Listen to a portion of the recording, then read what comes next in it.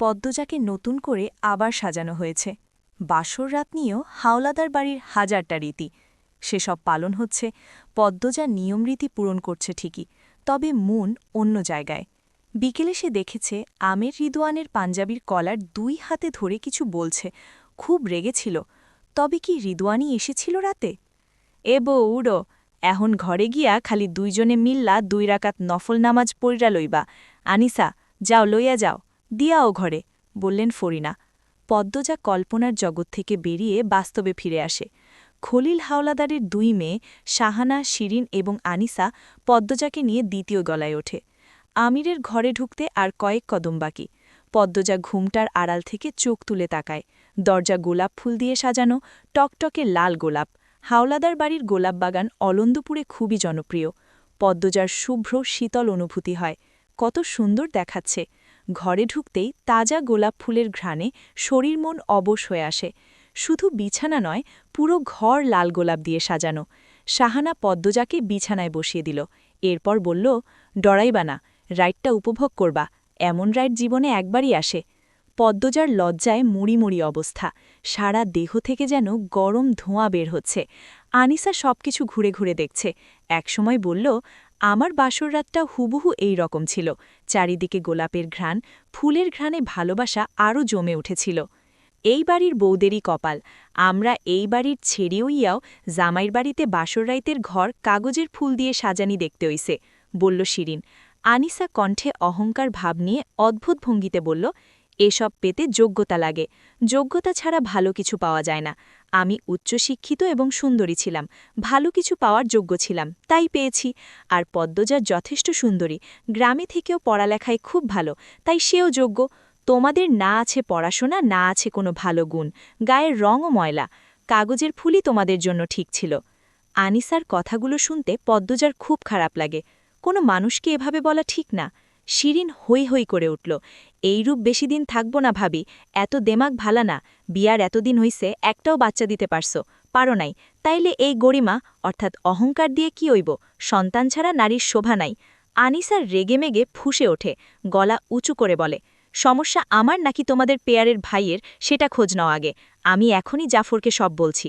এতদিন পর বাড়িতে এসেছি এসব নোংরা কথা সহ্য করতে, অপমান সহ্য করতে, কালই চলে যাব আমি। আনিসার রাগে কাঁদতে কাঁদতে বেরিয়ে যায়। পদ্মজা হতবাক। শাহানা শিরিনকে ধাক্কা দিয়ে বলল, এত কিছু কেন কইতে গেলি, জানোস না এই ঝেড়ি কেমন, আমি হ্যারে বড় হইয়াও হ্যারে কিছু কই না, এখন আরেক ভেজা লইব। যা হওয়ার রইয়া যাক, আমরারে কেমনে পায়ে ঠেলতা ছিল দেহ নাই, এইটা তো আমরার বাপের বাড়ি, এত কথা কেন শুনতে হইব। শিরিনের কণ্ঠ কঠিন, সে আজ এর শেষ দেখেই ছাড়বে।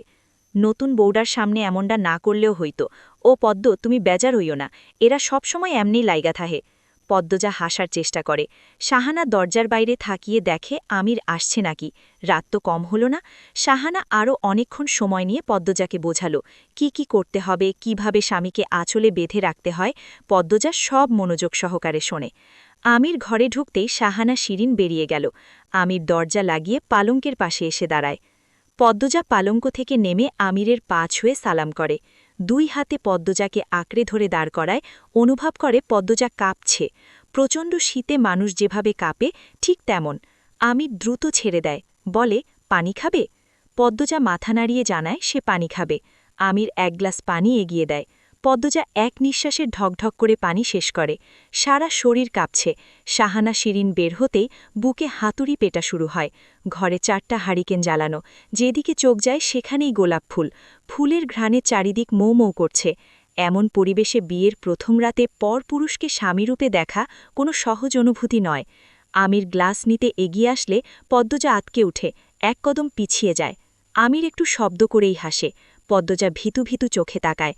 আমির বলে, হাতে গ্লাস নিয়ে সারা রাত কাটাবে নাকি, দাও আমার কাছে। আমির গ্লাস টেবিলের উপর রেখে আসে।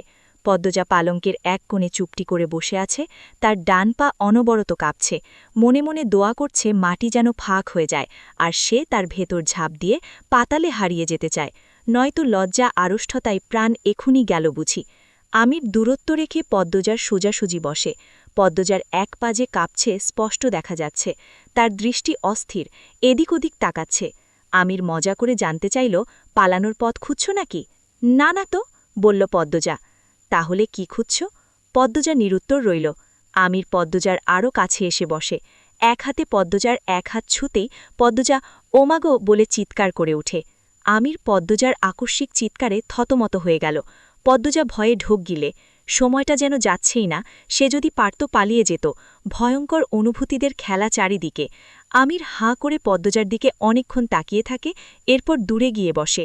পদ্মজাকে বলল, আমার সাথে সহজ হওয়ার চেষ্টা করো, আমার দিকে ফিরে বসো, গল্প করি। পদ্মজা আমিরের দিকে ফিরে বসে, তবে দৃষ্টি বিছানার চাদরে নিবদ্ধ। আমির প্রশ্ন করে, আমার সম্পর্কে কতটুকু জানো? খুব কম, মিনমিনিয়ে বলল। আমি তোমার চেয়ে 12 বছরের বড়, জানো? এখন জানলাম, তবে আপনার আচরণ ছোটদের মতো। পদ্মজা মৃদু হেসে আমিরের চোখের দিকে তাকিয়ে বলল।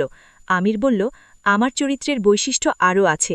বুঝতে পেরেছি, আপনার কথাবার্তা এখন বড়দের মতো মনে হচ্ছে। ঢাকায় আমার ব্যবসা আছে, শুনেছি। আমার সাথে তোমাকেও ঢাকা যেতে হবে। আচ্ছা, এই বাড়ির চেয়েও বিশাল বড় বাড়িতে আমি একা থাকি। যতক্ষণ বাইরে থাকব তোমাকে একা থাকতে হবে, ভয় পাওয়া যাবে না। আমি ভয় পাই না। আমাকে তো ভয় পাচ্ছ, আমির হেসে বলল। পদ্মজা নিরুত্তর রইল। কথা বলো। কি বলবো? আচ্ছা আসো, একটা মজার খেলা খেলি। পদ্মজা উৎসুক হয়ে তাকাল। আমির বলল, দুজন দুজনের চোখের দিকে তাকিয়ে থাকব, যার চোখের পলক আগে পড়বে সে হেরে যাবে। পদ্মজা খেলবে রাজি হয়। এই খেলাটা সে পূর্ণার সাথেও খেলেছে। পদ্মজা অনেকক্ষণ এক ধ্যানে তাকিয়ে থাকতে পারে, তাই তার আত্মবিশ্বাস আছে সে জিতবে, বরাবরই জিতে এসেছে। আমির 1, 2, 3 বলে খেলা শুরু করে। একজন আরেকজনের দিকে তাকিয়ে থাকে এক ধ্যানে। পদ্মজা খুঁটিয়ে খুঁটিয়ে আমিরকে পরখ করে। আমিরের চুল খাড়া করে উল্টা দিকে ফেরানো, থুতনির নিচে কাটা দাগ, গালে হালকা দাড়ি, শ্যামলা গায়ের রং, ঘন ভ্রু, চোখের পাপড়ি, পড়েছে সাদা পাঞ্জাবি। এত বেশি ভালো লাগছে দেখতে। আমির পদ্মজার রূপে আগে থেকেই দিওয়ানা। তার উপর এতক্ষণ তাকিয়ে থেকে অনুভূতির দফারফা অবস্থা। সে মুগ্ধ হওয়া কণ্ঠে বলল, পৃথিবীর সবচেয়ে সুন্দর নারী আমার বউ, কি ভাগ্য আমার। আপনিও সুন্দর, কথাটা মুখ ফসকে বলে উঠল পদ্মজা। যখন বুঝতে পারল লজ্জায় মাথা নত করে ফেলল। আমির খুশিতে বাকবাকুম হয়ে বলল, তোমার পলক পড়েছে, আমি জিতে গেছি। পদ্মজা লজ্জায় নখ খুঁড়তে থাকে। আমির নিজের চুলে হাত বুলাতে বুলাতে বলল, আমি জানি আমি কতটা সুন্দর। রংটা একটু কালো হতে পারে, তবে আমি সুন্দর। তোমার মুখে শোনার পর থেকে ধরে নিলাম পৃথিবীর সেরা সুন্দর পুরুষের নাম আমির হাওলাদার। পদ্মজার 2 ঠোঁট নিজেদের শক্তিতে আলগা হয়ে গেল।